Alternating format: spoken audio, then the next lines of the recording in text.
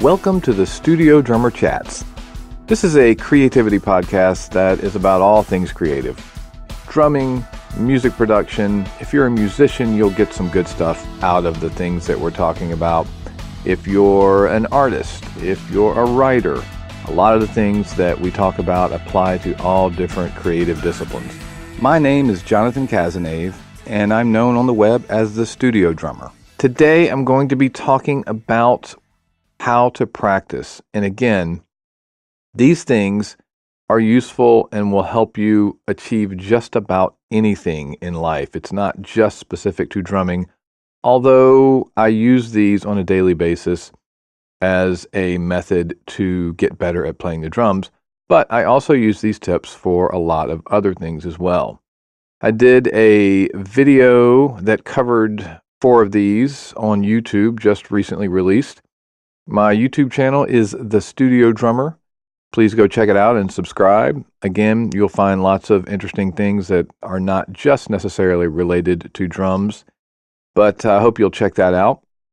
It's The Studio Drummer on YouTube. Today in the podcast, though, I'm going to go into those 4 things that I talked about a little more deeply and maybe even add some more things onto that. The first tip that I discussed in that video, and the first tip that I'm going to discuss today, is to set an alarm to remind you to do whatever it is you're trying to do. With smartphone technology, we all have awesome reminders, alarm, scheduling, calendars in our pocket. So there's kind of no excuse for not having an alarm go off to remind you to do the things that you need to do.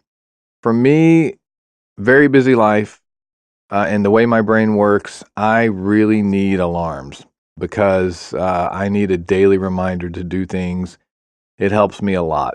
And, after a couple of weeks of an alarm going off at a certain time, you start to develop new and good habits, and you start to think of it. At 4 o'clock, I'm going to do this. But it takes some time to get there. It may take a month or 2 months, or, depending on how you're wired. But just simply setting a daily alarm, keep in mind that if you aren't able to respond to that alarm, in other words, if it says that you need to do this at this time and you aren't able to do it, and then the next day you don't do it, and the third day you put it off, you're probably going to get to the point where you're kind of ignoring the alarm. It'll come up and you'll just hit the dismiss button and move on. So don't get caught up into that. If that happens a couple of times in a row, you may need to stop and check the time that it's going off and make sure that you've scheduled it at a time that works for you. And that's a big part of setting the alarm, is sitting down and actually thinking about, okay, I work during these hours. I spend time with my family during these hours. I'm eating dinner during this time. It forces you to sit down and look at the time that you have allotted to think about when you can actually work on those things that you need to work on. And remember, these baby steps, they can be huge. So if you're able to only put aside 10 minutes a day to work on something, or half an hour a day, don't beat yourself up about it. Just do it. The more that you do it, the easier it will become, and the more important something becomes to you, the more time you will be able to make for it in your life. I'm reminded of, this is an extreme example, but when I was taking piano lessons as an adult, I've taken piano lessons several times throughout my life. I was working a full-time job and would go to piano lessons after work. So sometimes the only time that I could really cram in practicing was during my lunch hour. So I bought a cheap keyboard with full-size keys, like maybe a 41 key or something kind of small that I could stick under the seat of my car, and something I wouldn't be too upset if it got damaged or stolen off eBay. And during my lunch hour, I'd go out to my car and put my music on my steering wheel and put my piano in my lap and scoot the seat back in the car and practice while I was eating lunch. So if you're determined to do something, you can find a time to do it. I teach and I talk to a lot of students on a daily basis, and we all do this. We all make excuses for, oh, it's busy and I had this and things are so crazy. And sometimes that really is just the truth. Sometimes there just aren't enough hours in the day to get something done, but you got to be honest with yourself. Number 2, have something specific to practice. So this is really important. And, there's nothing wrong with, I hear a lot of people sort of criticizing the idea of just sitting down and jamming for an hour. And then, you do that every day. And then you come back and you're not actually practicing because you're just like shredding for an hour. Well, guess what? If you're shredding for an hour, you're building your chops, you're working on creativity, you're doing lots of good things. So there's nothing wrong with just having fun and jamming. But if you have a specific idea in mind of what it is you're working on, it will help you achieve your goals a little more easily. Now, let's say that your goal is to be a better improviser. Well, if you sit down with a click or sit down with a piece of music or sit down with nothing and start shredding and you're making up new parts and improvising and you're consciously aware that you're doing that, that's the key, then you're practicing. So you have to be realistic about what it is that you're trying to achieve. If you're trying to achieve a faster, cleaner single stroke roll, then you need to come at it from a different angle. You need to say, I am going to work on my single stroke roll for 10 minutes at this BPM. I'm going to step up from this BPM to this BPM, and I'm going to set a goal, which is coming up next on number 3, but it's part of this. They're kind of joined together. I'm going to set a goal of achieving this BPM by this date. The same thing can apply to having something specific to practice. You're working out of a book. So I'm going to try to, I'm working out of this book, or I'm working on learning this song, or I'm working on learning this set of songs. Also, having something specific to practice really helps you focus when you sit down. So the idea, the truth of the criticism that I was saying earlier about sitting down and just shredding for a half an hour is that while there's nothing wrong with that, you may or may not be achieving what you really need to achieve. So if your goal in the back of your mind is, man, I would really like to learn, 20 blues songs so that I get a better sense of the vocabulary, so that there's this group of guys down in the corner and they have this open mic, and I would really love to just be able to go in and sit in with them one night. But I feel like to get to that point, like I've got to learn some vocabulary. I've got to learn more blues songs. I don't really feel like my shuffles, really happening or whatever. And you're sitting down and you're shredding your chops every day. It's probably not going to help you get to that point where you're killing the blues. So that's the criticism there about when people say, make sure you're not just sitting down having fun every day. Actually, do sit down and have fun every day. If you have time to do that and set goals, those are both good. But back to what I said earlier about having something specific and being aware. Just be aware of what it is you're working on. Sometimes I'll sit down and I'll take like a particular style of music, like let's just say it's chill hop, or some sort of chill hip hop kind of stuff, and I'll stream that for half an hour and I'm playing along with it. Well, it's fun, but what I'm working on specifically is I'm working on metronomic timing, because all of that stuff is, 98% of it is done to a grid. I'm working on my right foot. And these are things I'm thinking about as I'm playing. I'm working on groove. I'm kind of into trappish vibe right now. So I'm throwing in trap stuff on top of that. I'm making up some of my own trap stuff, which means that for me, that I'm kind of incorporating a lot more left hand stuff on the hi-hat, or, double hand stuff on the hi-hat. A lot of, triplet against 4 or whatever. So all these things, while I'm just, having fun, just playing, sometimes I'm just grooving, all these things I'm mentally working on as I play. Now that is in combination with having goals, which is number 3. So having goals also ties in with the idea of keeping a log or making notes. So these two go hand in hand for me, because the keeping notes part says, okay, for me, it says, today I worked on the double stroke roll at this speed, and I tried to do it for 2 minutes and it went pretty well.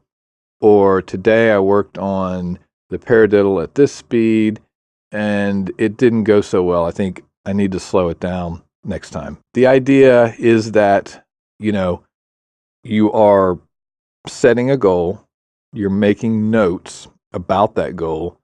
And, you remember there are different kinds of goals. There's kind of a short term, like I'd like to be able to bump this up by 2 or 3 BPM by next week.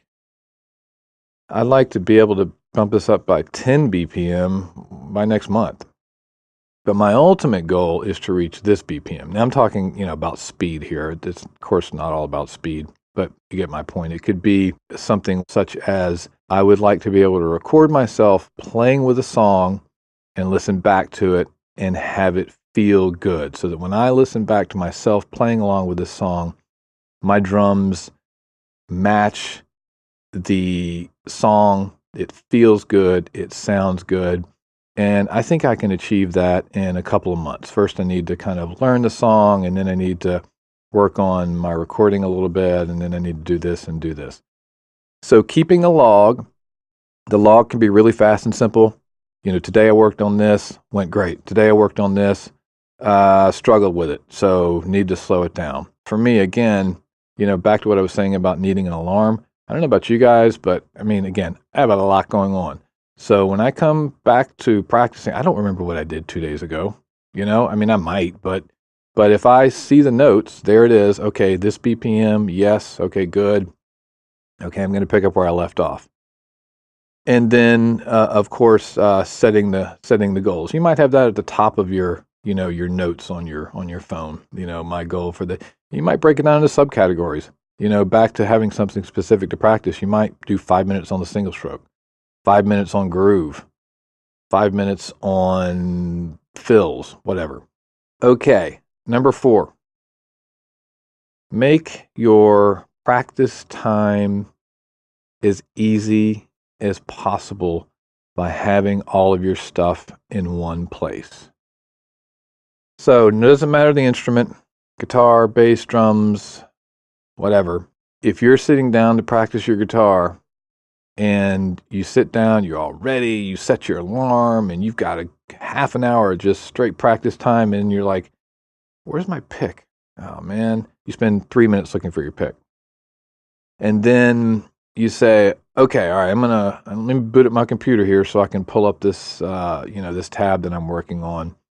3 minutes to boot up, search for the tab, another 2 minutes, pull up the tab, get it up on the screen. Okay, you're 6 minutes in now. Ignore my math there. So you get my point. Oh, wait a minute, I'm out of tune. Oh man, where is the tuner? I'll just use my phone. Oh, I deleted that app. 10 minutes in now. You're 10 minutes into your 30-minute practice session. So as much as possible, be conscious of, have all of your stuff in one place. Have extra picks. Have an extra tuner. Have a snark stuck to your guitar. Have your sticks. Have your earbuds, your headphones, all that stuff ready to go. I'm real big on this. I'm real big on efficiency of time as much as possible. My studio, and I've done this for years, like everything in my studio, except for the monitors, the visual monitors and the audio monitors, the audio monitors automatically shut off and the visual monitors have a switch to shut them off. But I leave everything in my studio on 24/7. And here's why. I write as well. I create stuff. And there's nothing worse than having an idea and having to boot up your computer and pull up your DAW and get a channel set and blah, blah, blah. And then the idea is gone. Now, of course, you can mitigate this by singing your idea into your iPhone. And I do that a lot too. But when it comes to writing and those sorts of things, my piano, my Roland stays on 24/7. So I can sit down and play.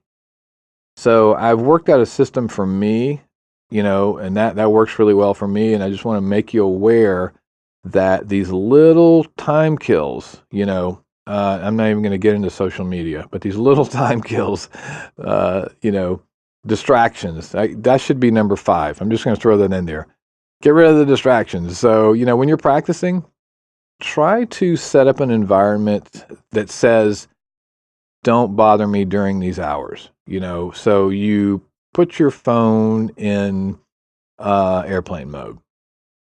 In my studio, I have a recording light. So I hit a button and it is wirelessly connected to a switch that I bought at Lowe's or Home Depot for $30. And it's a cool little device, and it turns a light on and it lets everybody know I'm recording. So you may not have the luxury of having a recording studio, but you let people in your life know, hey, when I'm in my practice corner, I'm gonna try to be really super focused for half an hour. So if you have anything short of the house burning down, if you could just wait until after I'm done, it would really be helpful. So just be aware that, it's easy to get distracted.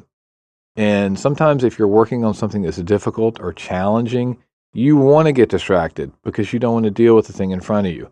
So, my next thing to think about, and my next tip that goes a little deeper than the video, would be sure that you have something at the end of your practice session that is fun. So if that is shredding for a half an hour or shredding for 10 minutes out of your half hour, have it, or 5 minutes, or if you have an hour, whatever. Have something fun. It might be playing a song. Make that your reward. So if you're practicing scales for your first 15 minutes and then you're working on your sight reading for your next 10 minutes, make that last 5 minutes something that you really enjoy doing, something that's really fun. And sometimes I start with something fun. End with something fun. Find the formula that works for you, but make sure it's not all drudgery. For me, even when I'm working on something hard and getting frustrated, it's still a great day. There's not a bad day when you're playing your instrument.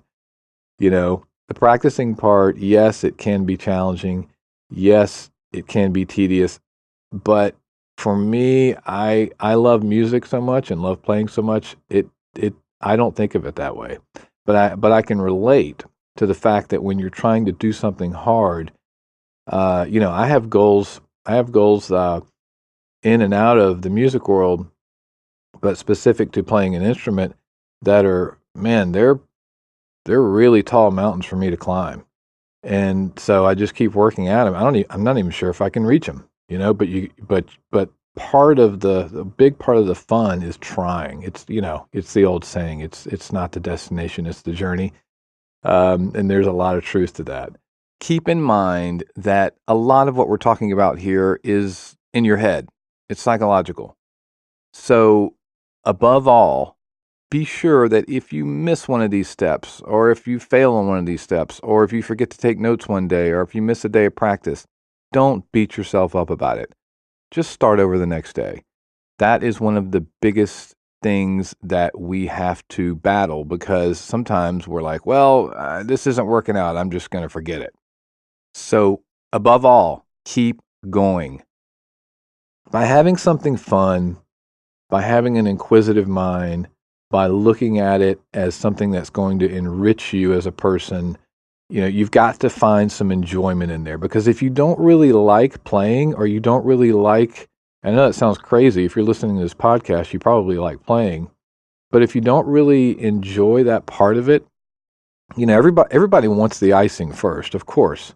We just want to play the songs. We want to sit down and just have fun playing the songs, whatever that means to you. It might mean interacting with other people or being in a band or whatever, but that's where we want to be. I'm the same way. I want to be a master now. But we have to realize that it takes a little bit of discipline. And one big step towards finding that little bit of discipline is developing good habits. And these things that I've mentioned will help you develop good habits. So setting an alarm, having something specific to practice, keep notes and set goals, and make it as easy as possible for you. Have all of your stuff in one place. Have it there. Buy a duplicate of picks and duplicate of tuners so it doesn't move. And that way, when you sit down, you're not losing time by having to find this and do that for your practice time. I hope that these tips help you get better. I hope that you can apply them. If so, please let me know. I can be reached a couple different ways. You can email me at jc@jcasmusic.com. I am the Studio Drummer on Instagram, the Studio Drummer on YouTube. You can find the Studio Drummer on Twitter, and I can be found all over the web. jcasmusic.com, jcazmusic.com. And I hope you will subscribe to this podcast. I'm going to be doing these on a regular basis and covering all kinds of fun stuff. I look forward to talking to you soon.